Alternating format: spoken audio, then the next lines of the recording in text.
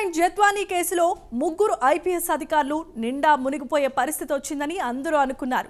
ఆమె అక్రమ నిర్బంధం కేసులో పరారీలో ఉన్న ఏ1 నిందితుడు కుక్కల విద్యాసాగర్ను పోలీసులు డెహ్రాడూన్లో పట్టుకుని విజయవాడకు తీసుకువచ్చి రిమాండ్కు తరలించినప్పుడు రిమాండ్ రిపోర్టులో పోలీసులు సంచలనమైన విషయాలు వెల్లడించారు.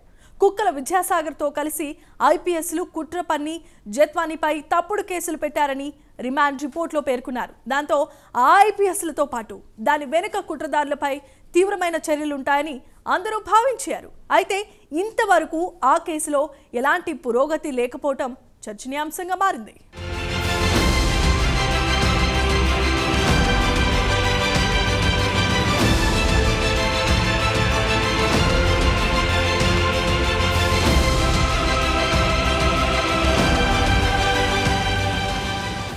ముంబై నటి కాదంబరి జత్వానీ వేధించిన కేసులో పోలీసులు తొలి అరెస్ట్ చేశారు.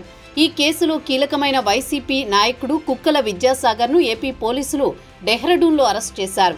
పోలీసుల కళ్లుగప్పి తప్పించుకుని తిరుగుతున్న విద్యాసాగర్ని సెల్ ఫోన్ ఆధారంగా ట్రేస్ చేసి పట్టుకున్నారు. ఇదే కేసులో ఇప్పటికే ముగ్గురు సీనియర్ ఐపీఎస్ అధికారులను ప్రభుత్వం సస్పెండ్ చేసింది.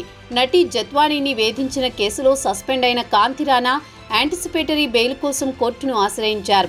అలాగే ఇదే కేసులో సస్పెండ్ అయిన మరో ఐపీఎస్ అధికారి విశాల్ గున్ని అప్రూవర్గా మారే అవకాశాలున్నాయని అంటున్నారు.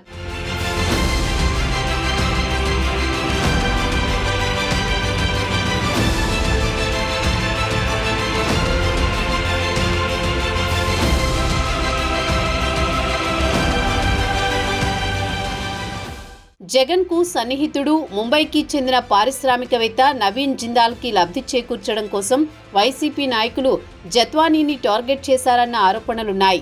దానికోసం గతంలో జత్వానీతో పరిచయం ఉన్న వైసీపీ నాయకుడు కుక్కల విద్యాసాగర్ చేత ఆమె మీద కేసు పెట్టించారు. ఆ కేసును ఆధారంగా చేసుకుని కాదంబరి జత్వానీని అరెస్ట్ చేశారు. ఆమె తల్లిదండ్రులతో సహా జత్వానీని రిమాండ్కి పంపించారు. ఈ అక్రమ వ్యవహారానికి ఆద్యుడైన కుక్కల విద్యాసాగర్ని పోలీసులు అరెస్ట్ చేశారు.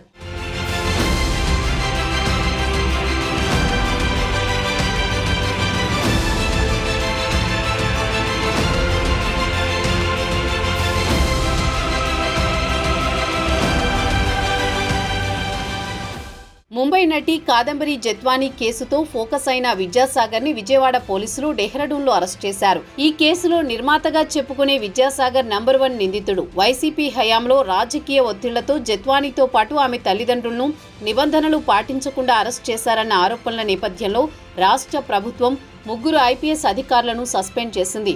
వైసీపీ అధికారంలో ఉన్నప్పుడు ఫిబ్రవరిలో విద్యాసాగర్ ఫిర్యాదుపై నటిని అరెస్ట్ చేశారు.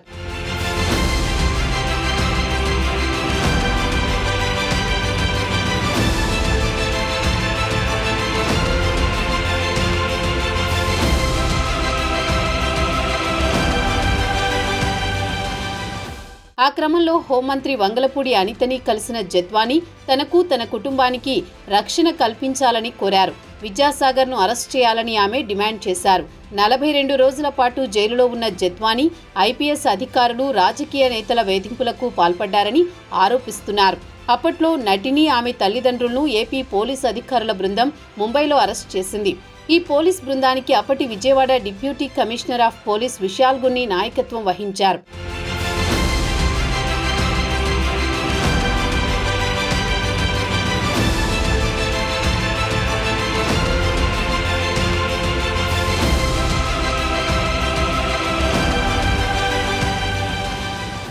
రాష్ట్ర ప్రభుత్వం అప్పటి police director general, intelligence director general P Seetharama Anjaneyulu, అప్పటి Vijayawada police commissioner Kanthi Rana Tata, DSP Vishal గున్నీలపై సస్పెన్షన్ వేటు వేసింది. ఈ కేసులో వారితో పాటు మరికొందరు అధికారులను పోలీసులు నిందితులుగా చేర్చారు.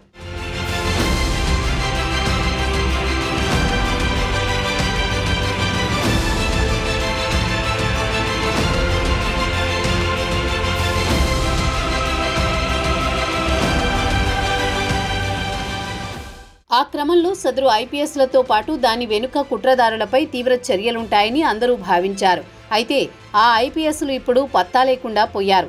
జత్వానీ కేసులో పురోగతి లేకుండా పోయింది. దాంతో ఇక జత్వానీ కేసు మూలన పడినట్లేనన్న అభిప్రాయం వ్యక్తమవుతోంది.